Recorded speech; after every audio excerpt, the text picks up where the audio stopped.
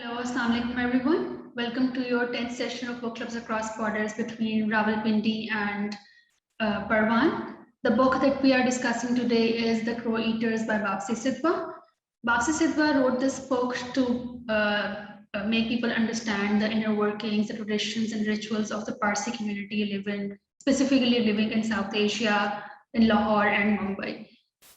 We also got the opportunity to interview Bapsi Sidhwa a while ago, and we'll be sharing an excerpt from her interview as well, in which she is basically talking about her experience of writing this book and how she got this book published. The book is a very nutty and a funny account of the Parsi community living in pre-partition India. So before we start our conversation, I would like to ask my friend and my colleague Ayman Imran to give her views on this book, to give a brief summary on this book. So Ayman, over to you. Okay, so hi, I'm Eamon from CAP, and so I'll just give you a small summary of The Crow Eaters.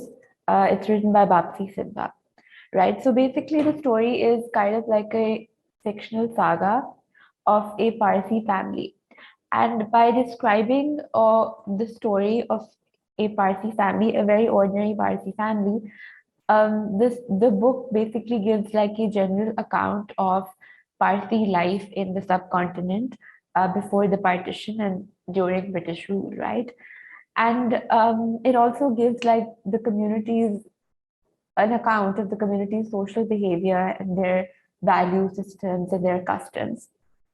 And it does so through a kind of a gentle interweaving of large scale sort of ideas uh, and experiences of Parsi existence in the subcontinent in history, and a sort of a domestic life that is also influenced by the culture of the subcontinent, and a kind of a humorous description of that domestic life and interweaving it with the general sort of setting of the culture and society.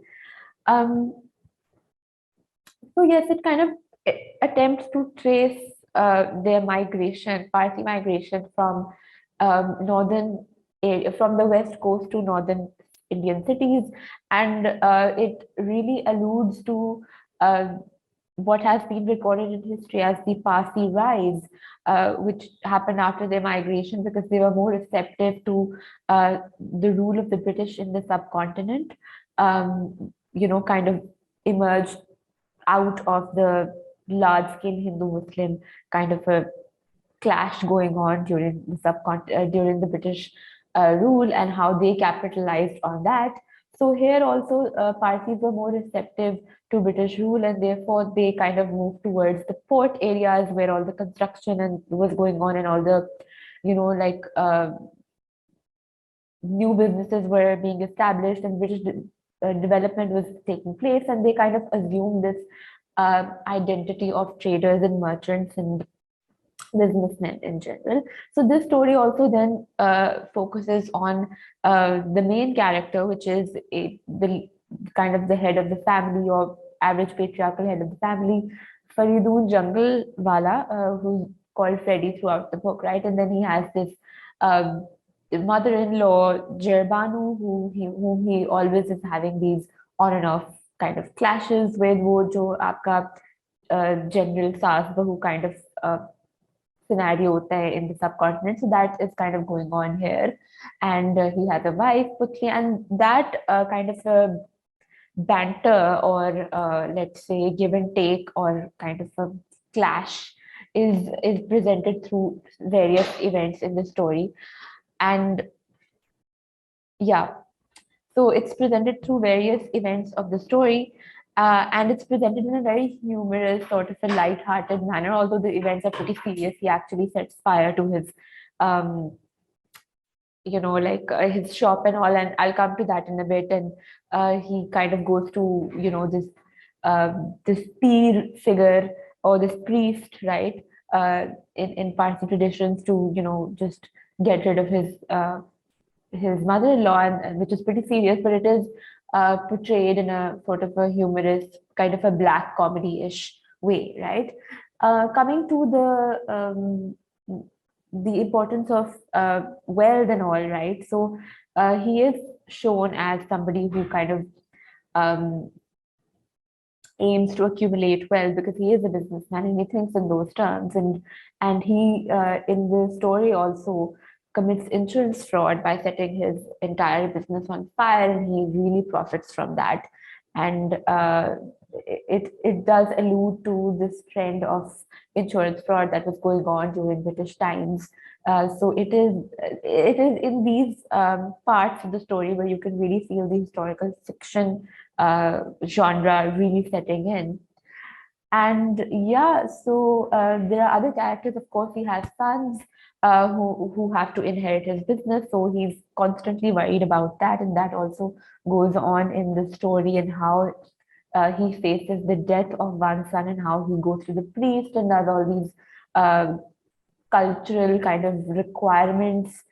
He fulfills those, and he resorts to various customs to avoid that, but he cannot avoid that tragedy.